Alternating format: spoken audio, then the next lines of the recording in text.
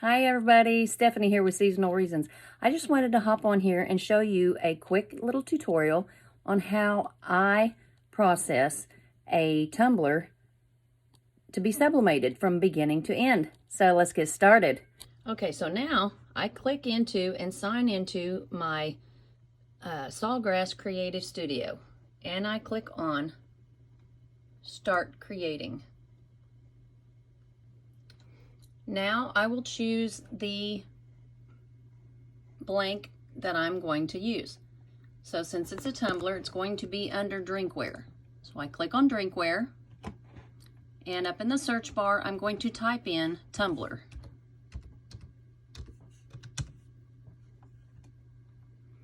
This is a 20-ounce tumbler that I'm going to be using. I've clicked it as one of my favorites, so it's easier to access.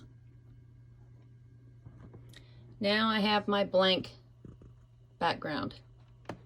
At this point, I go over here and I already have my image that I'm going to use saved in my galleries. So I'm going to click in my images and I find the one that I'm going to use. And in this case, it's the Acme logo. And that will add it to my design. Then I want to move the size down to the size that I want it to be on the tumbler. And at that point, I'm starting a new design with this, and I click on print. As it clicks on print, it will show me the approximate positioning of the tumbler. I'll click on print. It will process the print.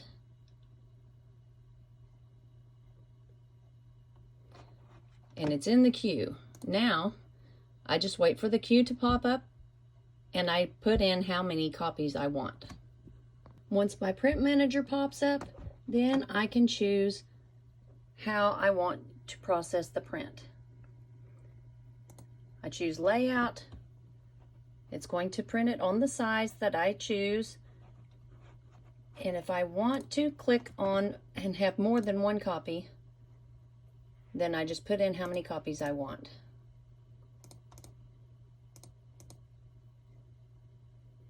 And in this case, I want 8. I click print, and it is on its way to the printer. And as you can see here, it is printing each one in a mirrored direction. Once the prints are finished, then I get out my paper cutter, and then I will choose the size that I want to cut them down to. On these, I normally will cut them to begin with. I will cut the first segment at about the 9-inch mark off of the top. And then I will turn it around, and then I will cut it at about the 7.5-inch mark.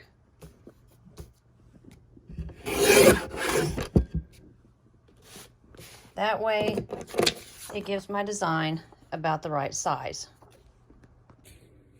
Now, once I have all of my papers cut down to the size that I want them to be, I will take an individual piece and I will place it on my tumbler, centering it from top to bottom, and wrap it around to make sure that I have it even. It says I have it even.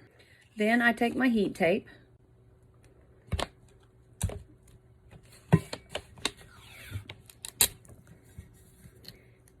and I go all the way down the first side of my tumbler.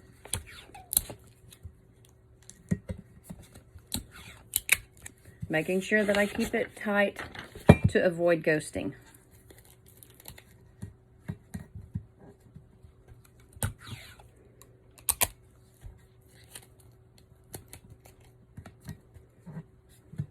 Once the first side is taped, then you want to stretch the paper as tight as you can to wrap it around to the other side.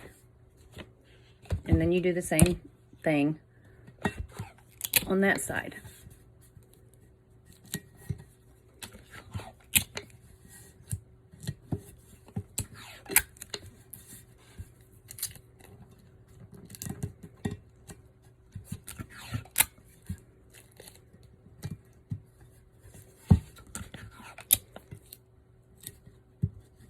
And on this one, since there is a piece of the design that goes up a little bit higher, I will tape a piece up across the top, just like this, so that will make sure that it doesn't ghost as well. And what it means by ghosting is if any air pocket gets in there as it is being mashed into the tumbler press, then it will not make the ink look faded. So once this is done, it's ready to go to the heat press. Now, at the heat press, we will put the tumbler into the heat press. Anytime using heat equipment, you always want to wear safety gloves that are for intended heat-sensitive materials so that you do not burn yourself. To do these tumblers, I place them on 360 degrees for 90 seconds. I will gently take the tumbler and place it into the mug press and get it centered in the middle. Then we close the lid and we wait.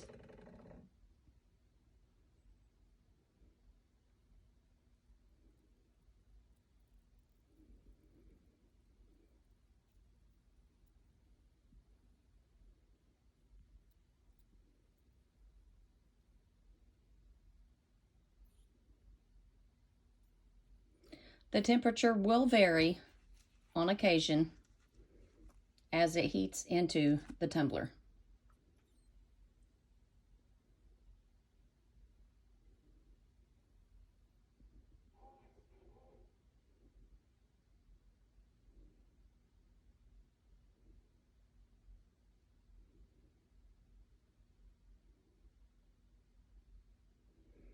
The same process is used when sublimating coffee mugs.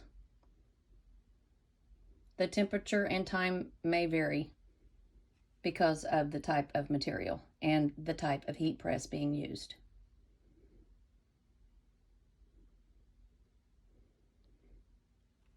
The tumblers that I purchased them from Johnson Plastics, and you can buy them individually or in bulk. You can also buy them from other vendors as well.